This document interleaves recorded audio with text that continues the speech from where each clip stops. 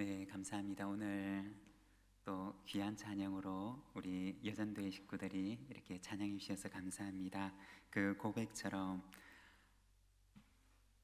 오늘보다 내일 그리고 내일보다 모레 우리가 예수님을 더 사랑합니다 라는 그 고백을 가지고 살아가는 저와 여러분들의 삶이 되시기를 바랍니다.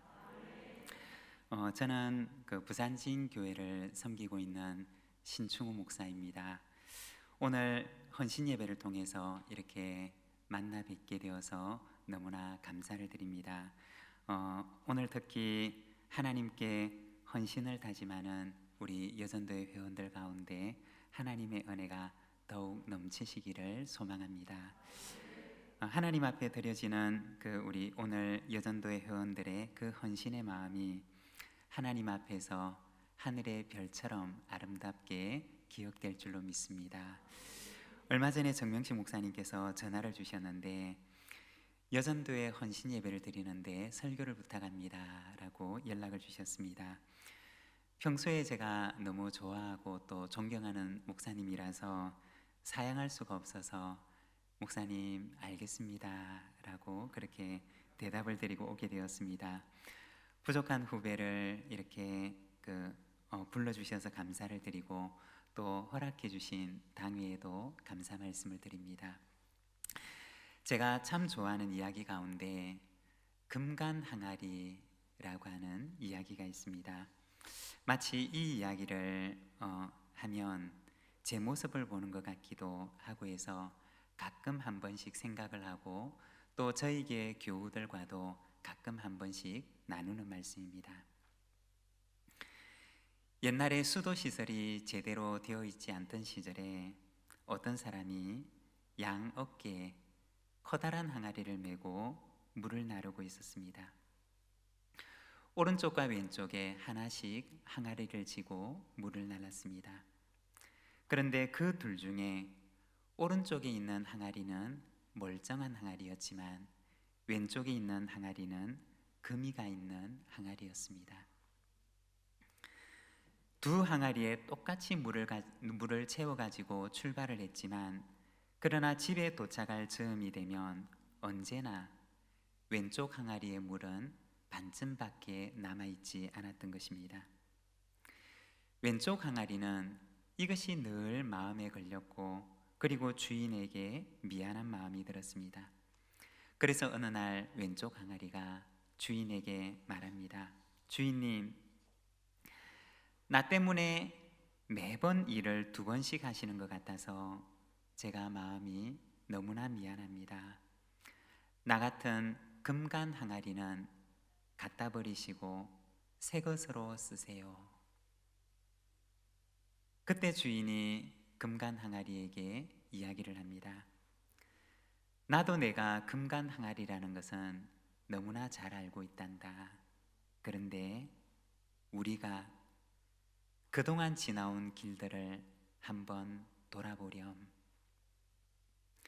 물 한 방울 흘리지 않은 오른쪽 길에는 아무 일도 일어나지 않았지만 왼쪽에는 아름다운 꽃들과 풀들이 얼마나 많이 자랐니?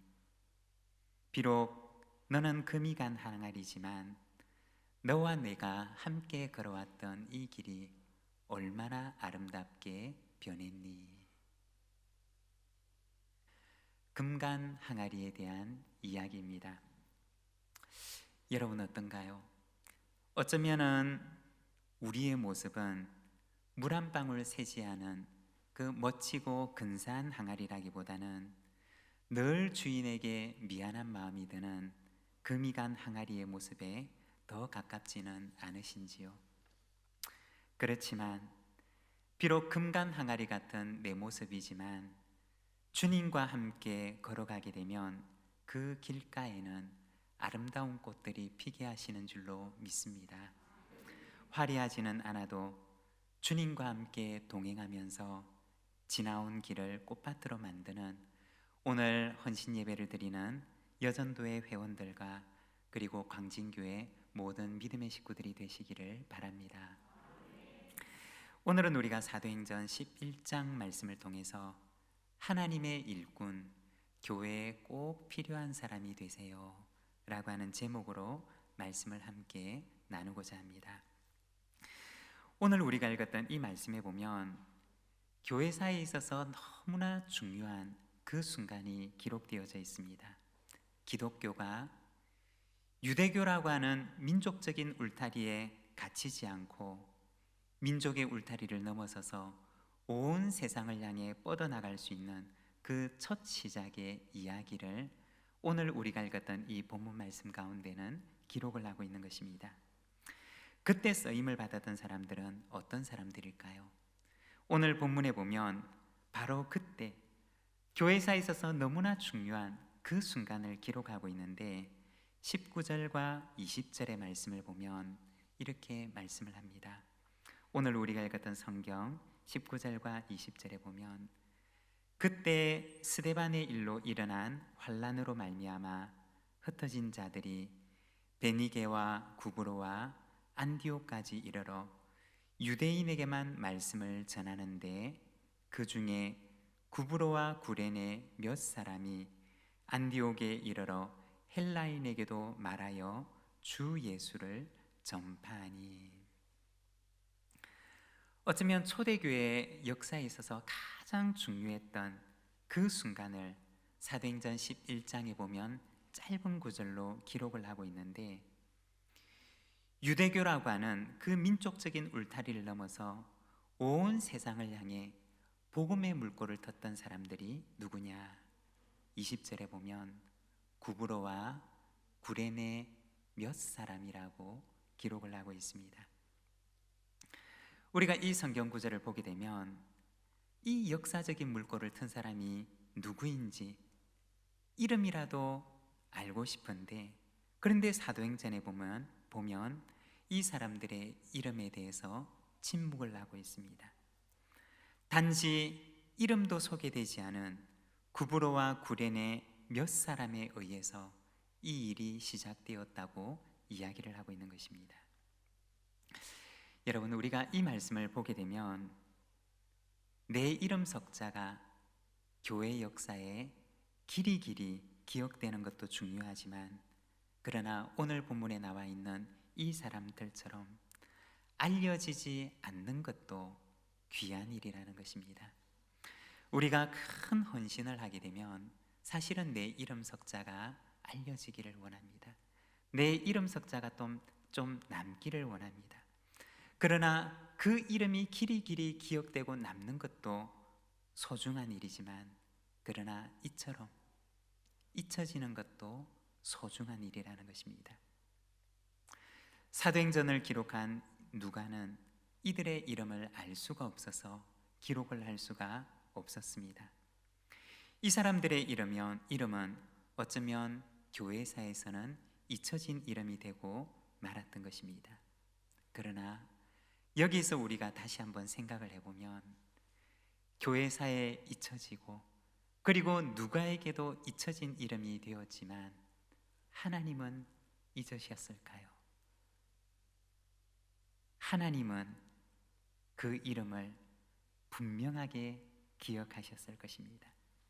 사람들에게는 잊혀진 이름이 되었지만, 그러나 그들은 하나님께는 기억된 이름이 되었다는 것입니다. 여러분, 사람에게 기억되는 것도 좋지만 그것보다 중요한 것은 하나님께 기억되는 이름이 되는 것인 줄로 믿습니다. 찬송가 323장에 보면 존귀 영광 모든 권세 주님 홀로 받으소서, 멸시천대의 십자가는 내가 지고 가오리다. 그 후렴이 어떻게 될까요? 이름 없이 빛도 없이 감사하며 섬기리다. 이름 없이 빛도 없이 감사하며 섬기리다. 여러분, 그렇습니다. 사람에게는 잊혀진 이름이 되어도 하나님께는 기억된 이름이 되는 오늘 우리 여전도의 식구들, 그리고 광전교회 모든 믿음의 가족들이 되시기를 바랍니다. 이렇게 해서 생겨나게 되었던 교회가 바로 최초의 이방인 교회였던 안디옥 교회였던 것입니다. 이 일은 사실 아무도 예상하지 못했던 일이었습니다. 베드로도 생각도 못했던 일이었고, 그리고 예루살렘 교회가 오랫동안 이방인 선교 프로젝트를 세워서 진행했던 일도 아니었던 것입니다. 오직 성령님께 순종하는 사람들을 통해서 하나님께서 행하셨던 일이었습니다. 안디옥 교회의 설립이라고 하는 것은 예루살렘 교회로서는 너무나 당혹스러운 일이었습니다. 그리고 앞으로 이 일을 도대체 어떻게 해야 될는지 갈피도 잡을 수가 없는 일이었습니다. 그래서 예루살렘 교회는 이 일을 위해서 무언가 굉장히 중요한 일이 일어났는데 도대체 이 문제를 어떻게 해결해야 될는지 알 수가 없어서 예루살렘 교회는 이 일을 위해 사람을 보내기로 결정하는데, 그때 예루살렘 교회의 택함을 받아서 안디옥으로 보내어졌던 사람이 바로 오늘 우리가 함께 말씀을 나누고 묵상을 하게 될 바나바라고 하는 사람이었습니다. 도대체 바나바는 어떤 사람이었길래 이 중요한 일에 예루살렘 교회는 그를 보내기로 결정하였을까요? 사도행전 4장 36절의 말씀을 보면 이 바나바에 대해서 이야기를 하기를 구브로에서 난 레위족 사람이 있으니 라고 이야기를 합니다. 바나바의 출신에 대한 이야기인데 그가 구브로 사람이었다 라고 하는 것을 이야기하는 것입니다. 어쩌면 바나바가 택함을 받았던 것은 안디옥 지역에 복음을 전했던 사람들과 같은 고향의 사람이었기 때문이기도 했을 것입니다. 예루살렘 교회가 이 바나바를 선택하게 된 데는 바로 안디옥 지역에 복음을 전했던 그 사람과 동향이었기 때문이기도 했을 것입니다. 물론 그러한 이유도 있을 것입니다. 그렇지만 오늘 우리가 읽었던 본문 24절의 말씀을 보게 되면 예루살렘 교회가 그를 적임자로 선택하고 그를 보내게 되었던 좀 더 정확한 이유에 대해서 이야기를 하고 있습니다. 오늘 우리가 읽었던 본문 말씀 24절, 우리 성경을 보면서 같이 한번 읽어보도록 하겠습니다. 24절 찾으셨습니까? 예, 함께 읽어보겠습니다. 바나바는 착한 사람이요 성령과 믿음이 충만한 사람이라.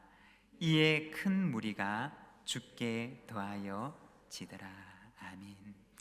여러분, 여기에 보면 예루살렘 교회가 왜 그를 선택하게 되었는지, 교회가 가장 필요로 할 때 왜 그가 선택을 받아서 이 중요한 사명을 감당하게 되었는지를 이야기하고 있습니다. 오늘은 이 24절 말씀을 중심으로 해서 교회가 필요로 하는 하나님의 일꾼은 어떤 사람인가, 우리가 말씀을 잠시 묵상하고 또 우리 자신의 모습을 되돌아보기를 원합니다. 교회가 필요로 하는 하나님의 사람은 어떤 사람일까요?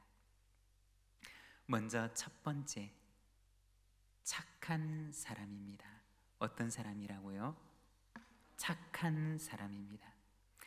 여기서 착한 사람이라고 하는 말은 바나바의 성품을 가리키는 말입니다. 그런데 우리가 여기에서 한 가지 기억해야 될 너무나 중요한 것이 있는데, 여기서 착한 사람이라고 하는 말은 그냥 바나바가 성격이 좋은 사람이구나 라고 하는 것이 아니라는 것입니다. 성격이 좋은 사람은 바나바 말고도 얼마든지 있었을 것입니다. 그 사람들 가운데 바나바가 제일 성격이 좋기 때문에 예루살렘 교회가 그를 선택한 것이 아니라는 것입니다. 그러면 무엇 때문일까요?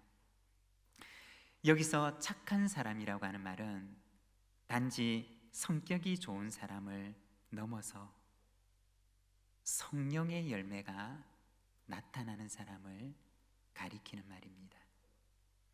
갈라디아서 5장 22절과 23절의 말씀을 보면 성령의 열매에 대해서 말씀을 합니다. 오직 성령의 열매는 사랑과 희락과 화평과 오래 참음과 자비와 양성과 충성과 온유와 절제니 이 같은 것을 금지할 법이 없느니라고 말씀을 합니다. 성령의 열매라고 하는 것은 우리가 흔히 생각하는 것처럼 단순히 성격이 좋은 것을 의미하는 것이 아닙니다. 조금 더 정확하게 이야기를 하자면, 그리고 조금 더 냉정하게 이야기를 하자면, 성령의 열매라고 하는 것은 성령님께서 그 사람에게 오시지 않고서는 결코 맺을 수가 없는 열매라는 것입니다. 여러분, 성령의 열매는 내가 맺을 수 있는 열매가 아닙니다. 성령의 열매는 성령님께서 그 사람 안에 오시지 않고서는 결코 맺을 수가 없는 열매라는 것입니다. 여러분 한번 생각을 해보십시오. 여러분을 적대하는 사람을 여러분은 예수님처럼 끝까지 사랑하실 수가 있으십니까? 염려와 걱정거리가 가득한데, 그런데 내 영혼에 희락을 놓치지 않고 붙들 수가 있습니까? 내 힘으로 오래 참을 수 있고 자비할 수 있고 양성과 충성과 온유와 절제의 열매를 맺을 수가 있으십니까? 갈라디아서 5장의 말씀은 조금 더 정확하게 얘기를 하자면 우리의 힘으로는 결코 맺을 수가 없는 성령의 열매를 말하는 것입니다. 저는 시간이 지나면 지날수록 성령의 열매는 성령님께서 맺으시는 열매구나 라고 하는 사실을 절감하게 됩니다. 그리고 저는 날마다 기도합니다. 성령님께서 오늘도 나에게 힘을 주시기를 기도합니다. 사랑의 힘을 주시고 희락의 힘을 주시고 화평의 힘을 주시고 오래 참음의 힘을 주시고 하나님께서 날마다 내 안에 힘을 주시기를 기도합니다. 왜냐하면 내 힘을 가지고서는 성령의 열매를 맺을 수가 없다는 사실을 시간이 지나면 지날수록 깨닫게 되기 때문입니다. 성령의 열매는 결코 내 힘으로 맺을 수가 없는 열매입니다. 착한 사람 바나바라고 하는 말은 단순히 바나바가 성격이 좋은 사람이라는 것을 의미하지 않습니다. 착한 사람 바나바라고 하는 그 말 속에는 성령의 9가지 열매가 그의 인격과 그의 존재 가운데 열매 맺히고 있었다는 것을 말하는 것입니다. 바나바 속에 사랑의 열매가 맺히고 있었고, 바나바 속에 이 세상의 그 어떤 염려도 빼앗아갈 수 없는 희락의 열매가 맺히고 있었고, 바나바 속에 누구도 빼앗아갈 수 없는 오래 참음의 열매가 맺히고 있었다는 것입니다. 여러분, 교회에 꼭 필요한 사람이 되기를 원하십니까? 교회가 꼭 필요로 할 때 하나님 앞에 귀하게 쓰임받는 사람이 되기를 원하십니까? 그렇다면 성령의 열매를 맺는 사람이 되시기를 바랍니다. 날마다 하나님 앞에 나아가서 성령의 열매를 맺을 수 있는 힘을 주시기를 기도하는 사람이 되시기를 바랍니다. 그 사람이 하나님께서 사용하시는 사람이고, 바로 그 사람이 교회가 필요로 하는 사람이라는 것입니다. 그리고 두 번째, 바나바는 어떤 사람이었느냐? 성령이 충만한 사람이었습니다. 교회가 꼭 필요로 하는 사람이 어떤 사람이냐? 성령이 충만한 사람입니다. 성령이 충만한 사람을 다른 말로 표현한다면 성령님께서 내 안에 충만해져서 나는 그 안에 없는 사람을 말하는 것입니다. 성령이 내 안에 충만하다는 것은, 성령이 내 안에 가득 찼다는 것은 성령님께서 내 안에 가득 차서 그 안에는 내가 없다는 것을 말하는 것입니다. 바꾸어서 말한다면 성령님께서 말씀하시면 내가 그 안에 살아서 아니오라고 얘기하지 않는다는 것입니다. 성령님께서 무슨 말씀을 하시든지 간에 성령님께서 말씀하시면 그 안에 내가 없기 때문에 언제나 예라고 대답하는 사람을 가리키는 것입니다. 바나바의 삶을 보게 되면 언제나 성령님의 말씀 앞에서는 예가 되는 삶이었습니다. 사도행전 4장에 보면 예루살렘 교회 가난한 자들의 필요를 위해서 바나바는 자신의 물질을 내어놓습니다. 성령님께서 그의 마음 가운데 감동을 주실 때 그는 아니오라고 대답을 하지 않고 예라고 대답을 하며 물질적인 헌신을 합니다. 그리고 바나바의 헌신을 통해서 많은 사람이 위로를 받게 되는데, 사도들은 이 요셉이라고 불리는 그 사람의 이름 대신에 하나의 새로운 이름을 붙여주는데 위로의 아들이라고 하는 뜻을 지닌 바나바라고 하는 이름을 붙여주게 됩니다. 그리고 또한 오늘 본문에 보면 예루살렘 교회가 안디옥으로 보내는 사람을 찾고 있는데 바나바를 적임자로 선택하게 됩니다. 그리고 바나바를 그곳으로 보내고자 하는데 바나바는 아니오라고 대답하지 않습니다. 교회가 그를 필요로 할 때, 교회가 그를 적임자로 선정을 하고 그를 보내고자 할 때 그는 예라고 대답했던 것입니다. 교회가 필요로 할 때면 언제나 예가 되었던 사람이 바로 바나바였던 것입니다. 그리고 오늘 우리가 읽었던 말씀 그 다음에 보면 사도행전 13장에 가서 보면 안디옥 교회가 금식하고 기도하는데 성령님께서 그들에게 말씀을 주십니다. 내가 불러 시키는 일을 위하여 바나바와 사울을 따로 세우라고 말씀을 하십니다. 성령님께서는 바나바를 선교사로 보내고자 하셨던 것입니다. 그때 바나바가 어떻게 대답했을까요? 예루살렘 교회에서 안디옥까지, 그리고 안디옥에서 성령님의 말씀이 임하는데 그를 선교사로 보내고자 하시는 것입니다. 그 음성을 들었을 때 바나바는 그때도 아니오라고 대답하지 않습니다. 저는 못해요. 저는 할 수가 없어요. 하나님, 나는 아닙니다 라고 대답하지 않습니다. 주님, 저는 비록 금간 항아리처럼 부족한 사람이지만 주님께서 저를 사용하시고자 하신다면 주님께서 가시는 곳 어디든지 동행하겠습니다 라고 고백을 합니다. 성령님께서 말씀하시는 곳이면, 성령님께서 하시는 말씀이면 그는 언제나 예라고 대답했던 것입니다. 여러분, 성령의 사람이 어떤 사람인지 아십니까? 성령의 사람은 순종의 사람입니다. 주님께서 말씀하시면, 성령님께서 말씀하시면, 그리고 교회가 그를 필요로 할 때면 언제나 아니오라고 대답하지 않고 예라고 대답하는 바로 그 사람이 성령의 사람인 것입니다. 고린도후서 1장 19절의 말씀을 보면 이렇게 말씀을 합니다. 고린도후서 1장 19절의 말씀을 제가 한번 읽어드리겠습니다.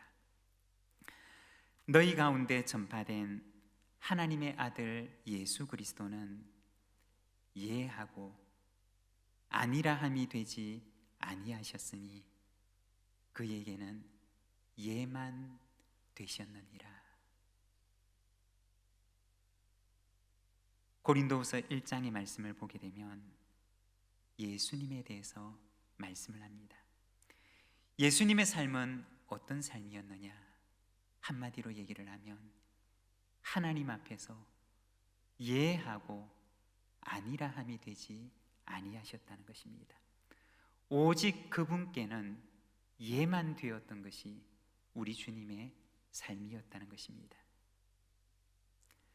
바나바의 예는 누구의 예를 닮은 것이냐? 바로 예수님의 예를 닮은 것입니다. 우리 주님의 삶은 한 번도 아니요가 아니었다는 것입니다. 언제나 하나님 앞에서, 언제나 아버지의 뜻 앞에서 예가 되었던 삶이 예수님의 삶이었다는 것입니다. 겟세마네 동산에서 땀이 핏방울이 되도록 기도하실 때에도 예수님께서는 기도하시기를 아버지여, 만일 아버지의 뜻이거든 이 잔을 내게서 옮기시옵소서. 그러나 나의 원대로 마시고 아버지의 원대로 되기를 원하나이다 라고 기도합니다.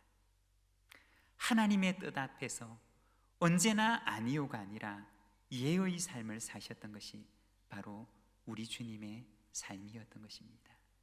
여러분, 주님의 뒤를 따르기를 원하십니까? 성령의 사람이 되기를 원하십니까? 교회가 필요로 하는 사람이 되기를 원하십니까?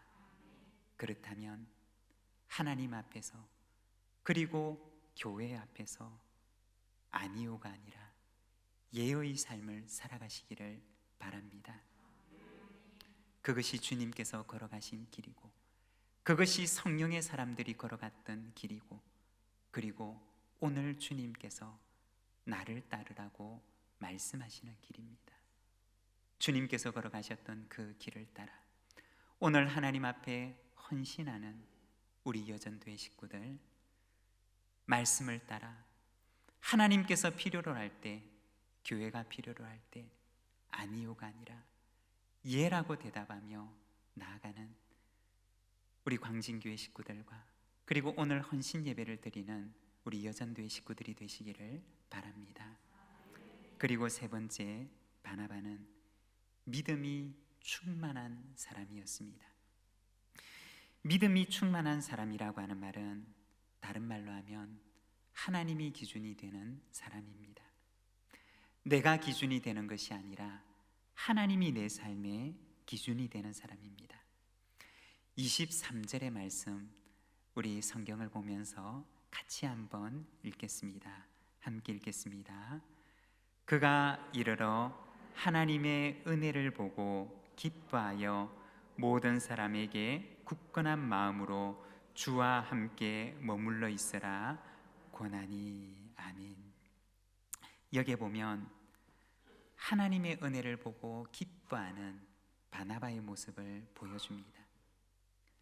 대수롭지 않은 기록처럼 보이지만 사실 그 이후에 초대교회의 역사를 보게 되면 이 이야기는 대수롭지 않은 이야기가 아니었습니다. 그 이후에 초대교회 이방인 교회들 가운데는 어떤 일이 생겨나게 되었느냐? 바나바가 방문했던, 똑같은 이방 교회를 방문했던 또 다른 사람들은 하나님께서 행하셨던 아름다운 일, 하나님의 은혜를 보았던 것이 아니라 할례를 받지 않는, 율법을 모르는 이방인들을 보게 되었던 것입니다. 그리고는 회심한 이방인 그리스도인들을 정죄하고 그들에게 구원을 받으려면 할례를 받으라고 강요를 하게 됩니다. 그렇게 해서 할례파라고 하는 것이 생겨나게 되는 것입니다. 아마도 그 당시 그 사람들의 생각에는 그것이 옳은 일이라고 생각했을 것입니다. 어떻게 해서든지 이 사람들에게 할례를 받게 하는 것이 너무나 중요한 일이라고 생각을 했을 것입니다. 그렇지만 그들의 그 생각은 초대교회 가운데 독버섯과 같은 것이 되고 맙니다. 바울이 그토록 교회를 믿음의 원리로, 신앙의 원리로 지키기 위해서 싸웠던 대상이 되었습니다. 바나바는 무엇을 보았느냐? 할례받지 않은 이방인들 가운데 역사하신 하나님의 은혜를 보았던 것입니다. 그 이방인들 가운데 하나님께서 얼마나 은혜로 그들과 함께 하셨는지를 바나바는 보았던 것입니다. 이성의 원리를 가지고, 지성의 원리를 가지고, 세상의 원리를 가지고 그들을 보았던 것이 아니라 신앙의 원리를 가지고 그는 하나님의 은혜를 보고 기뻐했던 것입니다. 말씀을 마무리하고자 합니다. 오늘 헌신 예배를 드리면서 하나님 앞에 헌신을 다짐하는 여전도의 회원 여러분, 그리고 교회에 꼭 필요한 하나님의 일꾼이 되기를 원하시는 여러분, 성령의 열매를 맺는 착한 사람이 되시기를 바랍니다. 하나님 앞에서, 그리고 교회 앞에서 아니요가 아니라 언제나 예라고 대답하는 순종의 사람이 되시기를 바랍니다. 그리고 내 생각대로가 아니라 신앙의 원리를 따라 교회를 섬기며 언제나 그 안에서 하나님의 은혜를 보는 믿음의 사람이 되시기를 바랍니다. 나는 비록 금간 항아리처럼 부족한 사람이라 할지라도 주님과 함께 동행하면 내가 걸어가는 그 길가가 아름다운 꽃들이 피어나는 꽃밭이 되게 하시는 은혜를 우리에게 허락해 주실 줄로 믿습니다. 함께 기도하겠습니다.